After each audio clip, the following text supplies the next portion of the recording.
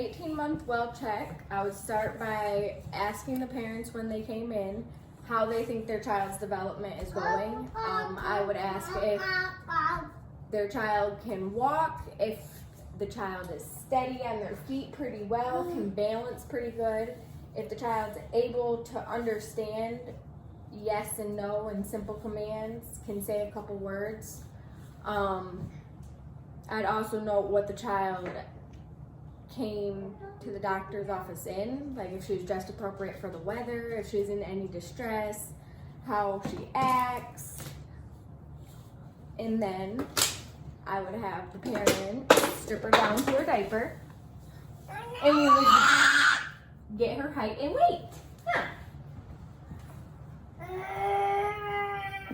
So, for the average 18-month-old, when we got her vitals, her height was 30 inches, her weight was 21.4, her temperature was 98.6, her blood pressure was 95/58, 92 for a pulse, and 30 for respirations, which is all normal for the average 18-month-old girl. And then to begin the assessment, I would be looking at her hair, I'm looking at the distribution, I'm looking to see if there's any bald spots, any lice or parasites, and then I would be looking at the scalp. I'm looking to see if there's any lesions, bumps, if she has like dandruff or anything, and then I'm gonna go down to her ears. I'm looking to see if there's any drainage, if they're set evenly with her eyebrows, everything's symmetrical. I'd be looking at her eyes to make sure they're clear and white. Her nose, there's no drainage coming from.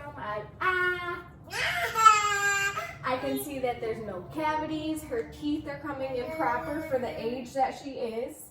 The tongue is moist and pink. If I wanted to initiate the gag reflex, I would stick my tongue blade to the back of her throat.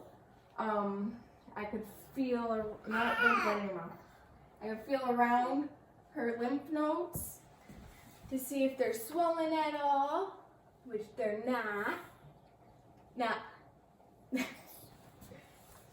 I would feel throughout the assessment to make sure the skin temperature is warm, she's not clammy.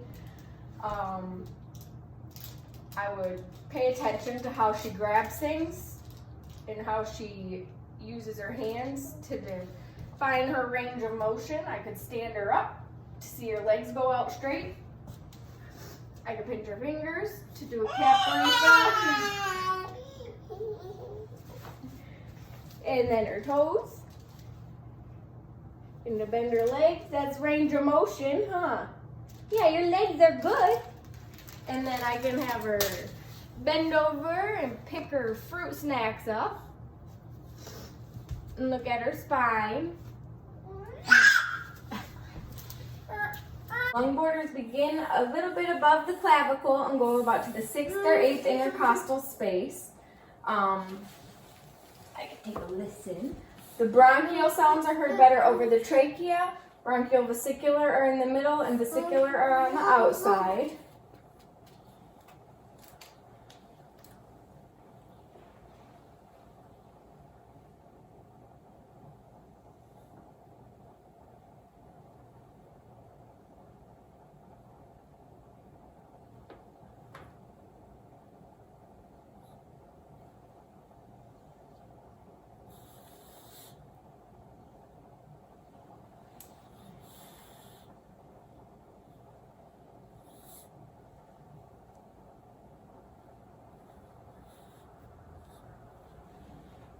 I would also listen to the heart. S2 is heard louder on the top and S1 on the bottom.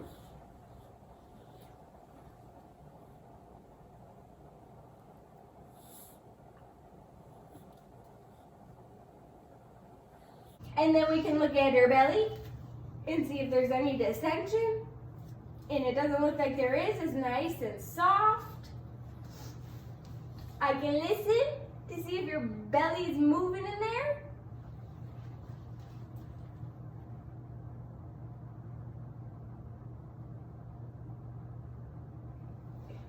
Okay, so her vowel sounds were nice and active and present in all 4 quadrants. I would have paid attention to her gait when she had first walked in and was walking around.